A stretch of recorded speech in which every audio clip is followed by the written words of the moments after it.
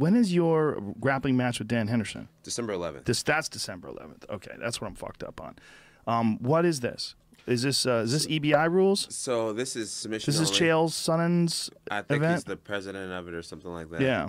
Do we have you have the information for all that? Let's put it up so tell people how they can see that. What made you decide to do this? Just to mix it up while you're off? Yeah, they reached out to me. I did like a small grappling event. Like I was at an autograph signing. I saw that. Yeah, some guy was like, "Hey, you ever roll like competitively?" And I was like, "No, actually, I haven't since 2009 or something." Like I did one jiu-jitsu match my whole career, and I won it with 4 submissions against these guys or whatever. He's like, "Man, you should come over and roll with me." And I'm like, "What belt are you?" And he's like, I think the guy who challenged me was like a purple belt or something.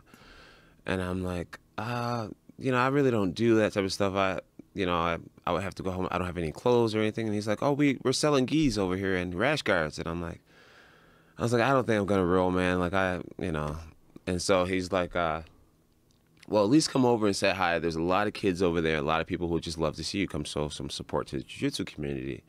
I'm like, "All right, I could do that." And so when I went over there after my autograph signing, there was a bunch of people standing around, and I was greeting everybody. And the guy was like, "Hey, like, are you gonna roll with me or what?" And I was just like, and a lot of people heard him, and I was just like, I feel like when someone's trying to, I feel like someone wins when they call you out and you don't oblige them. Right.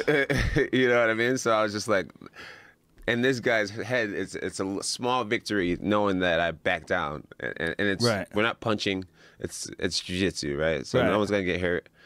And it's like, you know what? Let me live a little and just do this. You know, I'm sure the kids are gonna love it and people are gonna love it. So I was like, all right, give me a rash guard. So they gave me a rash guard, and I didn't even warm up. I just kind of did one of these, and then I ended up tapping these 2 guys out fairly quick. And I think these people from Submission Underground, they saw those videos, and they're starting this new promotion. Where they're actually paying fighters pretty well. They're taking care of the athletes, you know? Really? Yeah. And yeah. Do people watch it on pay-per-view? Is that what it is? So I think you can watch it online. You can stream it online for a price. Okay. So here it is. Okay, it's flowgrappling.com, FLOgrappling.com, Sunday, December 11th at 2:30. And I think this is EBI rules, if this is the Chael Sonnen thing. So see if you could see that in there, Jamie. Scroll up and see what the rules are. I still don't even know what the rules are. I think it's submission only. Yeah, it's submission only, but I think EBI rules is a very interesting. Educate me, but EBI is Eddie Bravo Invitational rules. What he did is he figured out a way to avoid draws, and what he does is he has guys, they fight for or they grapple for a determined time period. Then at the end of the time period, 8 minutes, I heard. Yeah, they exchange bad positions. Like one guy will start off. Well, you start off in what's called spider web. So spider web is side control with not the arm bar locked up, but the arm hooked.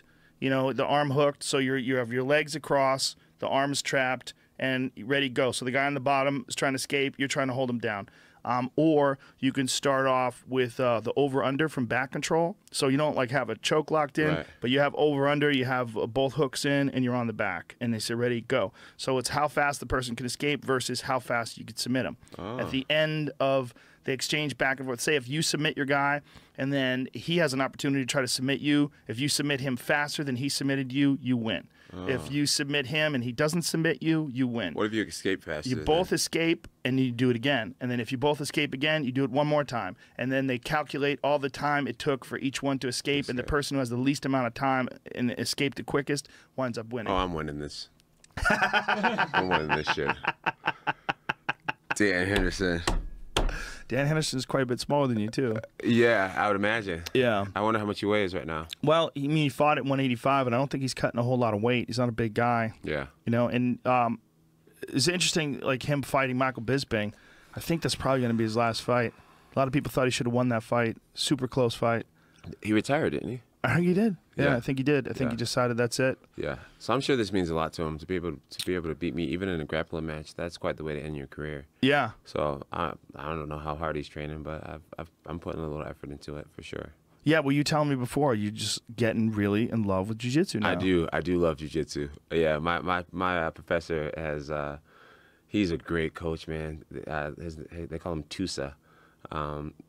I think it's Portuguese for like buck tooth or something like that. But his real name is Roberto Alucar. He's a several-time world champion in jiu-jitsu. I think he's beat Vinny Magalhães quite a few times, and he's won all these. That's huge. Yeah, all these world champions. I think he's 5-time world champion. Wow.